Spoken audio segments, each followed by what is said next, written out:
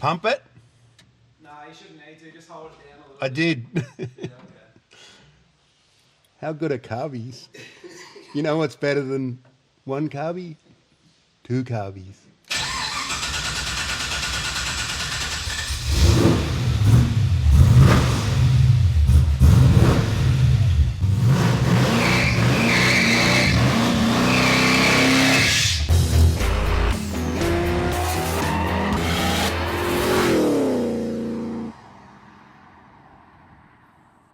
Welcome back to the Skid Factory. Today we're going to have a look at our mate Tim's Blandcruiser ute. This is obviously a bit of a rat rod, well that's what I would call it anyway.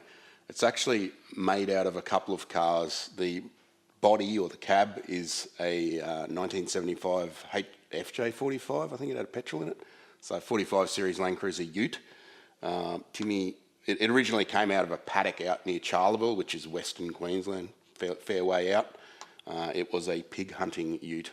So it had half the windscreen smashed out, had a hole in the roof with a big light on it, no back windscreen, bullet shells everywhere.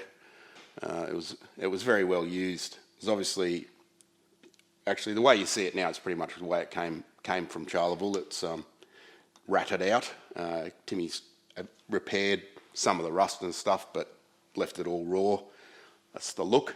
The chassis is obviously not Landcruiser. It's actually a 1979 Holden ute chassis. When Timmy originally came up with this idea, or he was actually just sort of bouncing ideas off me via Facebook Messenger one night, and he was sort of tossing up between a Hilux chassis originally, because I think he might have even had one. It's actually got Hilux parts in it. I actually suggested that you'd probably be better off using a Holden ute chassis, just because he wanted to put an LS in it, and you can just buy a bolt-in kit for an LS into the Holden ute. So that's what he ended up going with. I think the chassis came from up north near Maryborough. The cab was actually a complete car. It still had the engine and everything in it, but I don't think it ran, but it was pretty haggard. Basically, for those who don't know Timmy, he gets stuck in. And that's an understatement. Like, I think this only took about 3 months to build. He's whispering 9 to me. He's actually right over there. 9 months. So it's pretty quick. Like, I helped him with sort of the ideas around it, and then we pulled the body off the Landcruiser chassis and discarded the rest, and basically sort of half mounted it and mounted the engine originally, and that was kind of really as far as I went as far as actually working on it, but Timmy pretty much did the rest.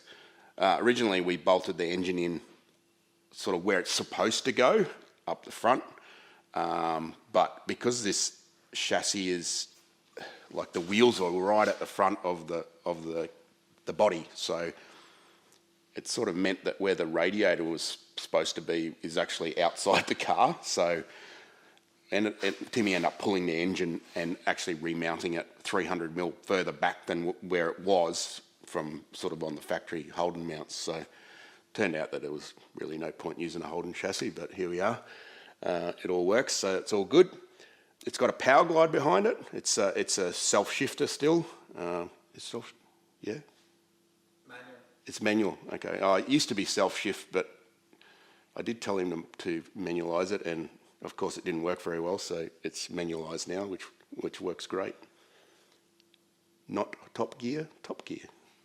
Anyone that's ever had a Holden ute would know that the diffs in them are rubbish and can't really handle even a 6-cylinder Holden engine with 50 horsepower. So that was discarded, and Timmy actually got a Hilux Surf rear axle, complete, had a LSD in it. That's been fitted. The brakes from the Hilux are on it. It's got the front brakes off the Surf as well, and the booster, so the whole system is all matched. That's one of the things that kind of helps you getting through engineering in Queensland when you've got a weird looking thing like this. So the brakes actually work really good. It's quite impressive, for obviously a lot better than probably a Holden or the Landcruiser ever did, so that's a good thing. Probably going to be helpful because the LS has been rebuilt. It's got a hog ass cam in it, or I think it's a Texas Speed Bigfoot's or something it's called. Interesting name. To me, it doesn't really sound big enough. It's a bit like the cam that our mate Kai's got. It's like, oh, it's supposed to be the biggest one, but it still doesn't really, I don't know, it's not quite there. Of course, LS1s come with fuel injection that works great, and the things actually start every time. So Timmy's removed that. He's retained the ECU just to run the ignition system, and put a sheet metal inlet manifold high ram thing with carburetors on top.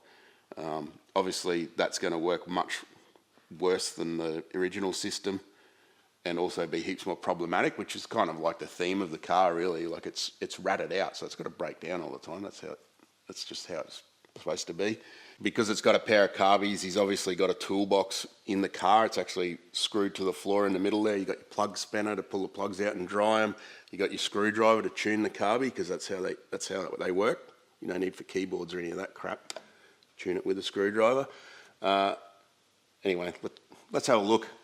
Let's pop the bonnet. You just hold this up like this, Timmy. You just got to watch the Juco when you go back. Would you just look at it? Actually, super neat. It's kind of a bit of a mix of old school and new school, I suppose, with the 8 coils and 2 carburetors. So explain that EFI thing, the ECU thing to me though. This is going to stocko GM ECU. Yeah, so obviously, you can actually put distributors in LSs. There is a setup you can buy that would cost an absolute fortune and be much worse than standard. But this is normally how it's done when you want to convert to like carburation. You can just use the factory ECU and just not use the injectors and just turn codes off or whatever. It'll just operate the same way it normally does, and you can just tune your ignition map to suit. There's also aftermarket versions of an ignition-only ECU you can get as well, so you can get rid of the giant, massive LS computer that takes up half your glove box. The engine itself is out of a VT Commodore, so it's just like a basic LS1 5.7 litre. It's got 241 heads. Timmy's rebuilt it though, so it's got a whole gas cam and trunnion upgrades, upgraded lifters, and they've had to fly cut the pistons for the lift of the cam because it's a whole gas cam, and he's also machined the heads for a bit more compression. So it's been tuned and it makes about 360 horsepower at the wheels, so it's not too bad considering it's got carbies on it.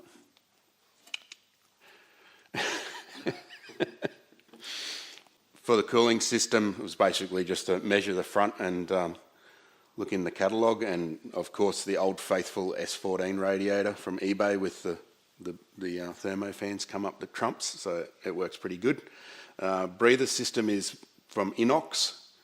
It's got individual breathers there, so that's obviously going to do the job. As we mentioned before, the engine's been pushed back a long way. When we originally fitted the body with the engine in there, the front pulleys were touching this rock protector, I guess you'd call it. So yeah, it's obviously the radiator would have been out here somewhere on the Kingswood. So pushed right back to the firewall now, fits really nice. He was able to just use a normal rear sump because there's nothing there anymore. We were going to have to sort of modify a sump to suit the Kingswood crossmember, but that didn't need to be done, so that's pretty cool. This bumper bar has been actually made to replicate the original Landcruiser bumper bar, which is not much to them, and then Timmy's then acid etched it to make it look old, so looks pretty sweet. It's got the tow hooks here that you may or may not need when you've got carbureted V8s. We've had a look over the Frankenstein creation, and there's only one unanswered question, and that is why? And for that, we're going to have to ask Timmy. Let's go for a cruise.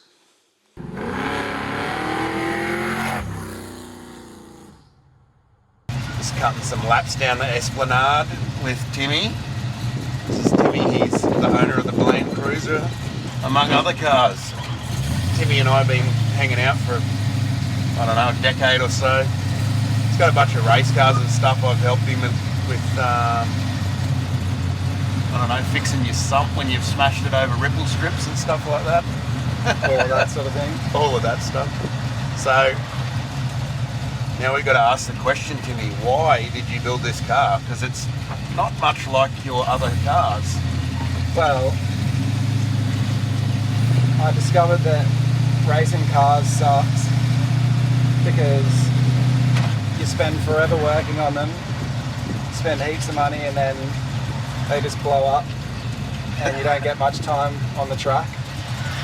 So we got into dirt bikes, and dirt bikes is barely any work and so much riding time, so much fun.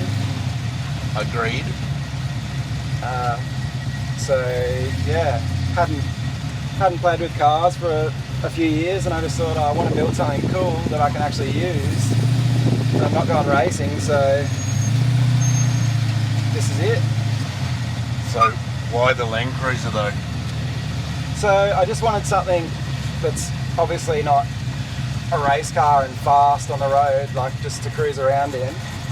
And yeah, basically I could just, I thought I liked RATRODs, and so yeah, this model of Landcruiser is like the earliest memory I've got of being in a car.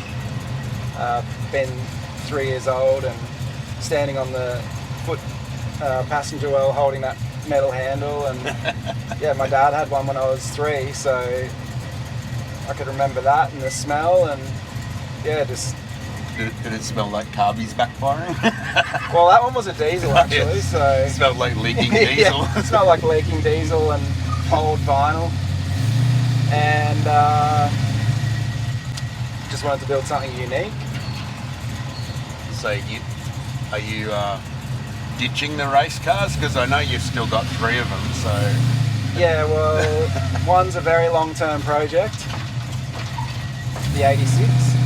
The Datsun's under a cover, and the other one's just hanging from the ceiling, so above the Datsun. So do you take the kids to school in this? I know that was a plan. Yeah, definitely. Kids love getting dropped to school in this. They were too scared to go in it at the start, but after their friends saw it and loved it, including the principal. Yeah, nice. It fits in well with the other Teslas and Teslas and Porsches and Mercedes. and Mercedes and the school pickup area. Yeah, no. All those Teslas are offsetting the damage you're doing to the Yes. environment with this. Thank you, Teslas, because electric cars are so good for the environment. Let's not go there. And because people have Teslas, it allows me to drive this car. Yes. Pours exhaust. That's pours cool. Pours fuel out the exhaust pipe. It's called carbon offset. Yeah. So thank you, Tesla drivers. Alright, we might wrap it up there. Timmy, you go and get some KF or something. Test out the sound meter in the drive-through. Thanks for hanging around. Thanks for checking out Timmy's Blandcruiser. If you want to have a more looks at the actual build of it, Timmy's got an Instagram page. I think it's @Blandcruiser, so Landcruiser with a B in front.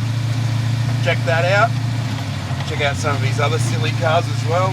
Thanks, Timmy. Thank you. Thanks for making Landcruisers great again. Yeah. We'll be back next week with some more cars and stuff. Thanks for watching.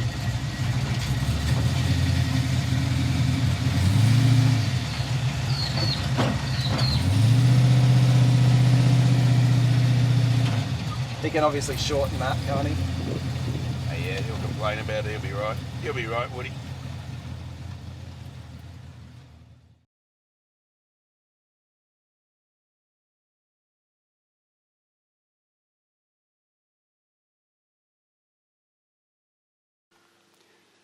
Welcome back to the Skid Factory. Hang on. Got a fingernail in my mouth. Fingernail. I like chewing on fingernails. My own. I'm going to start calling you bloody Gary.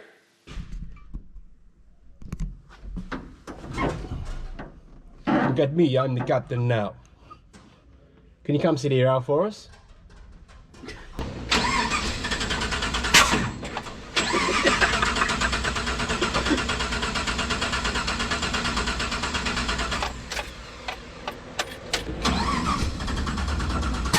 How good are carbons?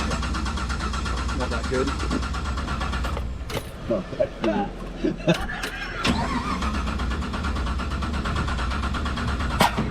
I got the hugest picture because I knew I was like, what sort of starter motor you got? factory. It's a bit like glowing. Yeah. I know, yo. Make carbies great again, Timmy.